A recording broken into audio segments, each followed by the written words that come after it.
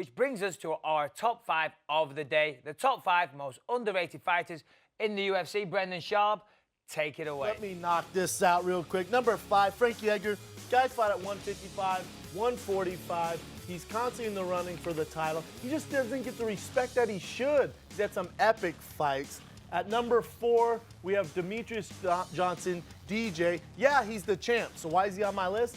Because the guy is an absolute monster. He should be ranked in the pound-for-pound top 3 best fighters in the world, and we just don't see it. We just don't see it. The guy's as good as they get. At number 3, Dennis Bermudez.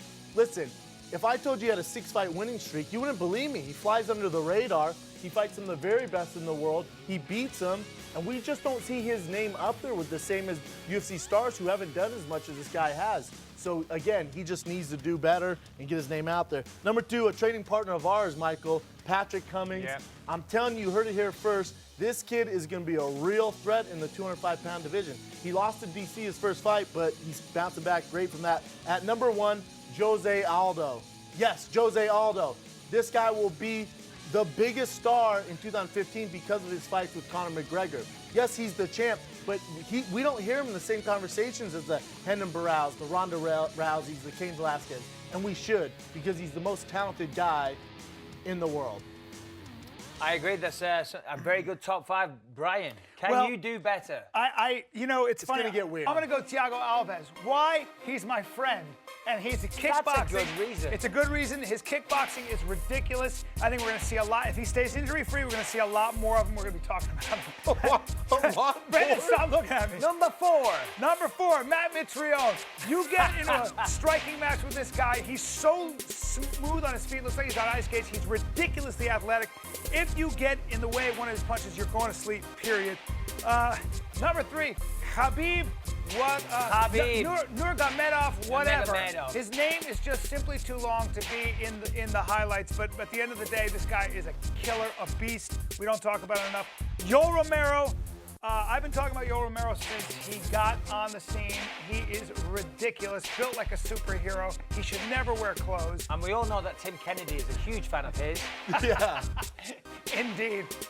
The one thing about Yoel is just his cardio. If he can solve that, I think he beats everybody. Number 1. Number 1.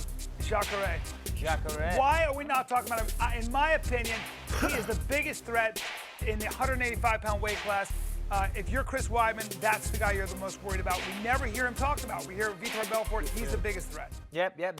That is a solid top 5, and I guess it's my turn. Patrick Cummings. I train with this guy on a nearly daily basis. He's most famous for losing a fight to Daniel Cormier, but let me tell you, this guy is going places, and I see him getting a title fight again in the very near future. He's 3-0 since that fight with Cormier, and as I say, the guy's incredible. Dong Hyun Kim, he's out there in Korea. He's been a part of the UFC for a long, long time. The guy's an incredible fighter, and I feel he doesn't get the respect he deserves. He's really truly beaten some of the best fighters there is in the world. Next up, we have Lorenz Larkin. He's a very good friend of mine and a close training partner. Incredible striker, very versatile striking. He recently moved down from middleweight down to welterweight. He actually holds a victory over current welterweight champion Robbie Lawler. He won his last fight by a stunning knockout. A massively underrated fighter, if ever there was one. Eddie Alvarez. All the fighters know how good Eddie Alvarez is. He came over from Bellator. He was a super dominant champion over there. Came to the UFC, and really, he's most well known now for getting beat off Donald Cowboy Cerrone, but big things to come for Eddie Alvarez. And number 1, Jordan Meehan. Jordan Meehan had an amazing performance last week at UFC 183, but kind of took his eye off the target and got stopped with a body kick. Jordan Meehan is a pleasure to watch. He does it all, and the guy has an absolute very, very bright future. But that's our top 5, and you guys, you sent in your top 5. We can't wait to see them. Let's see how they stack up against ours. I hope the fans' top 5 is way better than Bryan Campbell's. That's what I hope.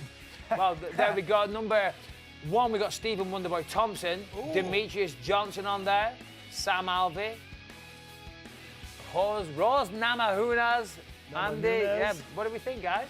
You know, I like Dennis Bermudez, number 1. Whoever said Dennis Bermudez, number 1. That's a good pick. Is it Bermudez or Bermudez? Wonderboy was somebody I'd forgotten about. He's 100% underrated. For sure. That guy is so unorthodox. He's so hard to. He just fights at a different distance. That taekwondo, kickbox, whatever it is.